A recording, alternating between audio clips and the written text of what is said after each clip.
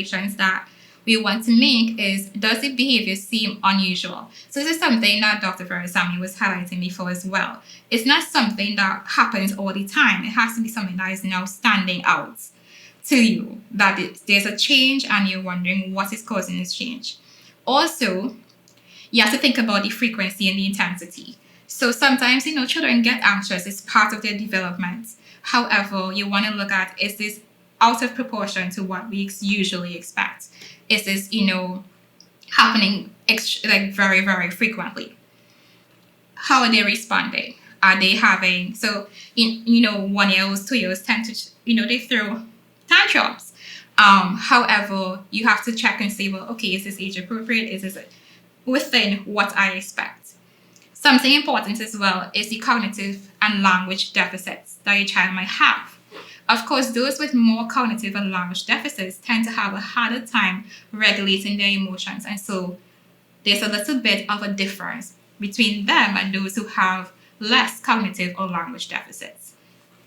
And then also, you want to note any environmental stresses. Just like Kayla said, there have been changes within her home and her family. So she expects that, there might be some changes in her child's behavior as well. And very importantly, which I think Dr. Veerasamy also highlighted, would be any medical conditions must be ruled out. Of course, there's irritable bowel syndrome, there's real sleep disorders, there's GERD, which is acid reflux, and hypothyroidism. So different things can contribute to what you see in terms of a child having anxiety, and you will definitely need to get it ruled out medically. I see Ms. Lisa Ghani is your hand up. Yes. A question. Especially with COVID, what we've seen a lot is the disruption of routines, and persons with Down syndrome are very much, guided or their behavior is very much associated to, the continuity of routines. And, because now, for instance, some may be working and they may have lost their jobs. Some may be in school and now they're not going to school anymore. They have to stay at home. So, the situation is not going to change. And in these cases, we don't have control of the situation. So how do we replace that now, to give that child or that individual because I think it has to do with security, because when they lose that routine, they lose a feeling or a sense of security, which can manifest in anxiety. So what would you recommend that a parent can do to help to deal with that? Right. So there's a bit of that towards the end in terms of the coping. However, when it comes to that, so you'll see some of these strategies where you kind of prepare them for certain changes and certain things that might come up. Of course, COVID was very unexpected. But there are things within, for instance, changing schools, losing a job, losing a relationship with someone, and how we can actually help them just understand what is going on, identify what they're feeling. So one of that might be like doing some stories, doing some videos, and kind of externalizing what they're experiencing first so that they're able to understand and identify what is going on when they see it in someone else. And then you actually bring it back to them and say, well, have you been feeling like this? What are you feeling? What is this like for you? And when you do all that after that, then you actually start doing new routines, new ideas. How can I have structure within this lack of structure that is going on outside? And that's something that a lot of us have been having challenges with, which would be creating structure in this chaos that is still going on among us. And that is something that, we start doing when you're at home.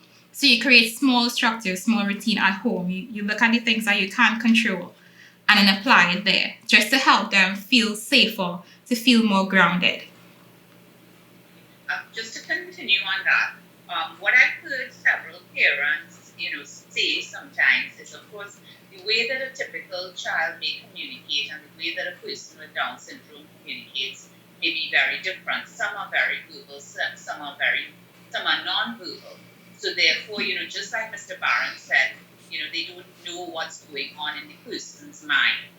Many times I've heard other parents say that, that sometimes they cannot, because the person cannot express themselves, fully, it's not as easy to communicate in the same way that you would communicate with a typical child. So are there any suggestions as to how you communicate with a non-verbal child to be able to understand? Because also what we've seen in a lot of persons with Down syndrome is self-talk, where they will be talking to themselves about the topic over and over, or repeating the same themes, like Mr. Barron talked about marriage and renting his home, and then someone else may be talking about,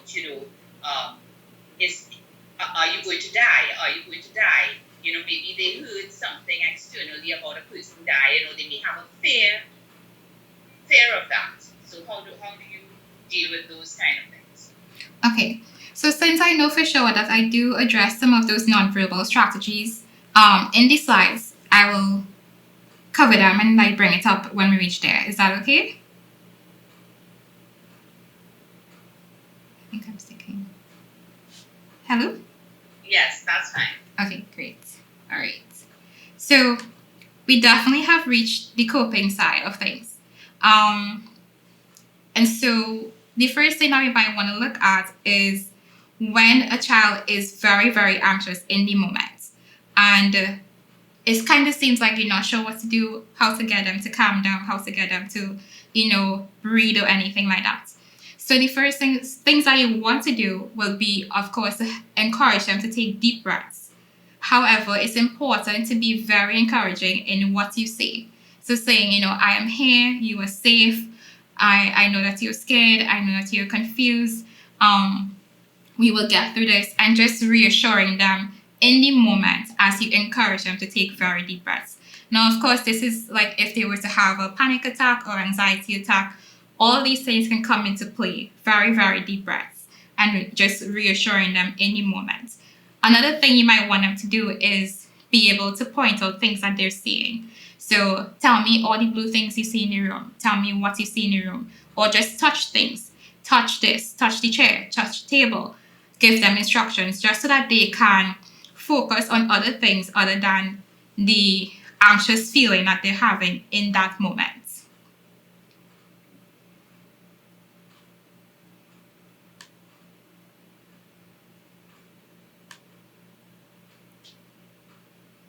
So we also will like to, explain to the child what is anxiety. Now, of course, very, very simple. So an illustration you might use is like a wave.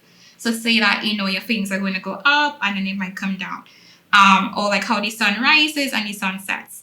And just using those images, those videos, those analogies to help them understand that when you have anxiety, it's going to flare up like this and then come down with time.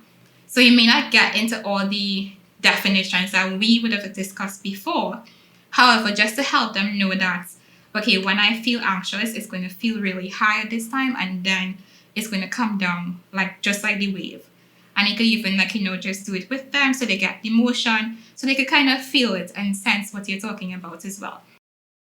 You want to pay attention to what comes before, so triggers, and then how they behave after, and then what you do in response. So for instance, while we want to reassure them, you wouldn't want them to avoid completely when you know for sure that they could handle it, or they can go through it, or it's not something very dangerous for them. So in that instance, you will just pay attention to that and then identify. And so when you're doing, so there's some stuff in the end, like some stories and whatnot, you can help them identify, okay, this happens before I get anxious. This happens before my tummy hurts. This happens before I start to sweat a lot. And then this usually happens after. And just helping them to understand that what happens when, and what they might end up experiencing. And then teaching them certain phrases, certain things that they can say to themselves, just to remind themselves, okay, I am safe, I am safe, I am safe. So even if they repeat that, just to help them through that anxious moment. Anything simple that you can help them, remember in that sense. And you could always, just do it with them as well. So for instance, when you teach them, okay, it's going to come high like this, and when it comes high like this, tell yourself, I am safe, I am safe. Or do deep breathing. So they start to remember now, okay, when it gets high, I do this, and then it ends up getting low after.